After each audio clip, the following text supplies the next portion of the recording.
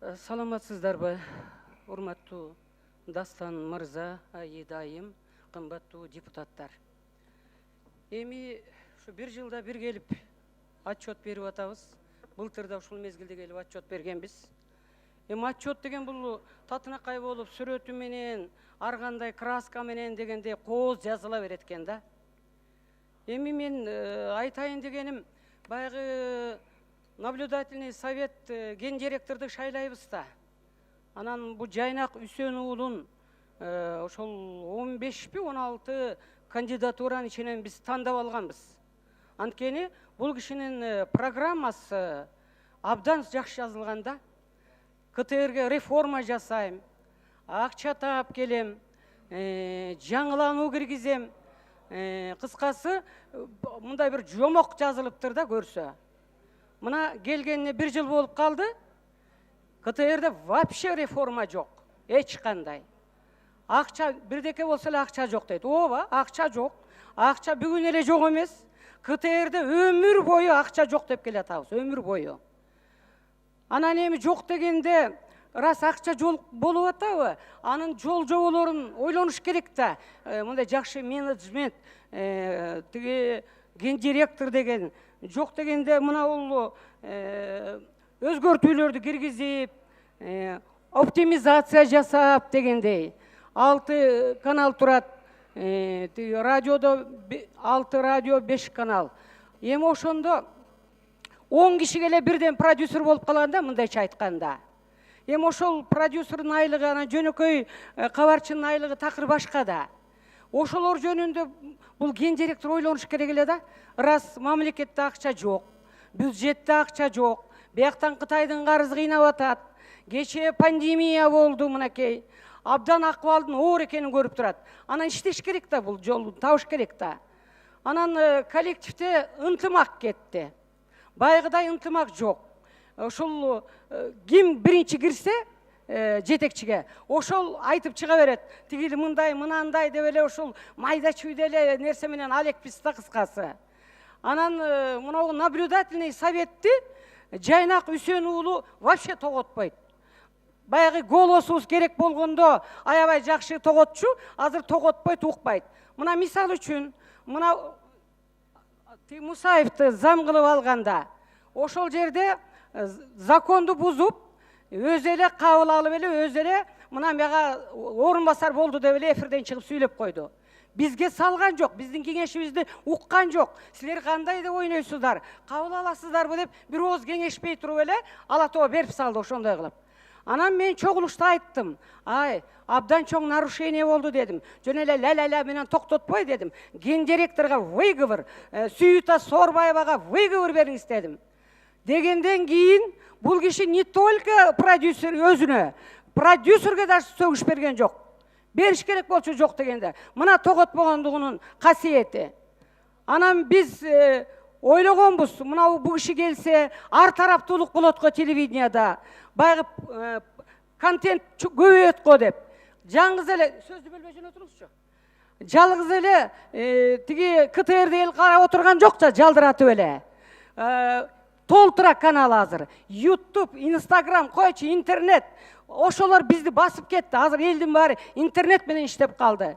Элдин баары биринчи ким укса, ким айтса ошону угат. Бул информациянын касиети биринчи айтыш керек. Ким биринчи? Кыскасын айтканда мен каршы добуш бергенмин. Анткени эч кандай реформа жок, только эле Москвага 2 жолу барып келди. Ага ат кыйган акча кетти. Эч кандай жыйынтык жок. Ал жерден прямой эфирде болгон жок. Андан кийин Ала Тоо каналы менен замананы бирөөсүн 1 миллионго, бирөөсүн 900 миңге сомго оформление кылды. Аны кылыштын эле кереги жок болчу. Ала Тоонун мурунку эле оформлениясы жашынакай болчу. Азыр жанагы светке чыга тургандай неме коюп койгон, мындай карасаңыздар көрүнүп турат. Жана немелер болот го, эмне деп коет атын унутуп атам. Темир решеткалар. Ошо сыяктуу кагазданбы, картондон. Кыскасы, биз күткөн жыйынтык болбой калды. Ошон үчүн мен каршы добуш бердим. Критика болгон жерде дайыма өсүш болот. Анан күн тийген жердин күкүгү болуп эле, мактап эле подхалимство болуп турган жерде таптакыр өсүш болбойт. Ошон үчүн мен дайыма, тем более биз творческий кызматкербиз. Өмүр бою ушу радио телевидениядан төрөлүп, ошол жерде өсүп чоңоюп, ушул жерден ушул даражага жеттим. Ошон үчүн мен өтө критично карайм. Эми бул жерде байкоочу кеңештин төрагасы айтып атпайбы? Ал окуапты деп, айланайын. Мен күнү түнү менен ушу КТРди көрүп отурсам, отчету окуштун кереги барбы, жокпу? Мен мектептин окуучусу эмесмин да. Анткени мен көрүп атам да көзүм менен, фактически. Ал көрбөй ушинтип калыптыр деп оправдывать этип атканы уят өзү, уят иш да. Ушул жерде отуруп алып, кошомат кылып атканы өзү уят. Рахмат, саламатсыздарбы? Жайнак мырза, сизге мындай суроо да. Кайталанып калат окшойт. КТРКнын бюджети канча, жылдык бюджети? Жана канча сотрудник иштейт? 396 миллион бекитилген. Факты боюнча бөлүнүп берген 358 миллион болду. Кызматкерлердин жалпы саны 910. Ал эми НТСтин жылдык бюджети канча? Сиз иштегенсиз да. Канча сотрудник бар? Эми коммерциялык жагынан мен ал сандарды айта албайм. Канча сотрудник иштегенин да айта албайсызбы? 100дөн ашык. 100. НТС пайда табабы? Азыр айта албайм. Сиздин убактыңызда таптыбы? Ооба. Орточо айлыгы канча НТСте сотрудник, КТРдеги? Айырмасы Бир топ эле чоң, туурабы? Бир топ эмес, бир 50% тегерегинде. Мына урматтуу коллегалар, КТРК мамлекеттик телеканалдар бизге керекпи деген маселени көтөрүш керекпиз. Бизге керек эмес. Мамлекеттик канал дегендерди бүт жоюп менчикке бериш керек. 400 миллион акча, бул деген 10 мектеп. Жылына 10 мектеп курулат.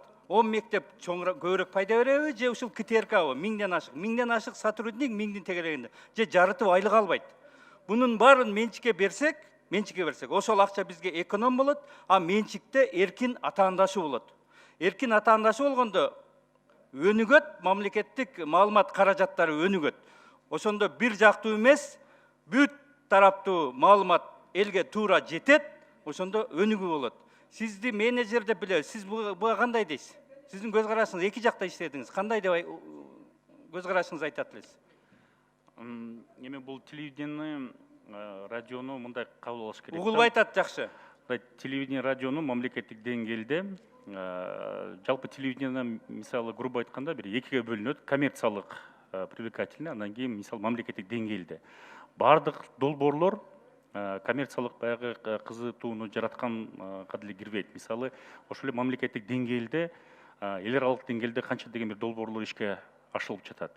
Эгерде муну тим койсок, КТРКдан башка телеканалдар ал жумуштарды алып бара албайт. Аны ачыгын айтыш керек. Андан тышкары ошол эле руханий жагындагы долбоорлор канчасы ишке ашырылып атат. Ошол эле маданият чордонунда болуп жаткан бүт канча деген долбоорлор ишке ашырылып жатат. Ошол эле биздин бөбөктөрүбүздүн аларга камтыган долбоорлорду ишке бир дагы мисалы телеканал балдар үчүн өзүн актай албайт. Эгерде КТРК болбосо ким көрсөтөт? Спорт жаатында, бул спорт каналында бир дагы рекламалык бюджет аны көтөрө албайт. Эгерде спорт саясаты бизге керек болсо, КТРКдан башка кайсы канал аны көрсөтө алат? Албетте силер бекер акчаны, мамлекеттин акчасын пайдаланып атсаңар, калганын кантип көрсөтөт эле. Эгерде силер жок болсоңор, анда аларга баарына менчикке дагы продукты керек, анда көрсөтмөк. Кантип анан эркин конкуренция болот. Сиз бүгүн НТСте иштеп атканыңызда айтмаксыз, керек эмес, жоюш керек деп. Азыр айтсаңыз бүгүн кызматтан кетесиз, ошон үчүн сиз айта албайсыз. Мына Илим Карыпбеков сиздей болуп, ушинтип зашта кылып келип, жумуштан кеткенден айтып атат. КТРКны азыр Жайнак мырза кечиресиз, урматтуу депутаттар, акырын болосуз, угулбай калып атат. КТРКны жабыш керек. Урматтуу депутаттар, менде эч кандай Жайнак мырза кечиресиз азыр. Угулбай калды. Урматтуу депутаттар, бир аз тынчыраак болсоңуздар, угулбай калып атат. Угулбай калып атат. Сүйлөңүз Жайнак мырза. КТРКны жабыш керек деп менде эч кандай андай позиция болгон эмес. Албетте болбойт да сизде. Сиз НТСти көтөрдү деген биз ошентип угуп жүрөбүз, а бүгүн болсо эми КТРКда отурганыңызда эртең КТРКдан кеткениңизден айтасыз дагы.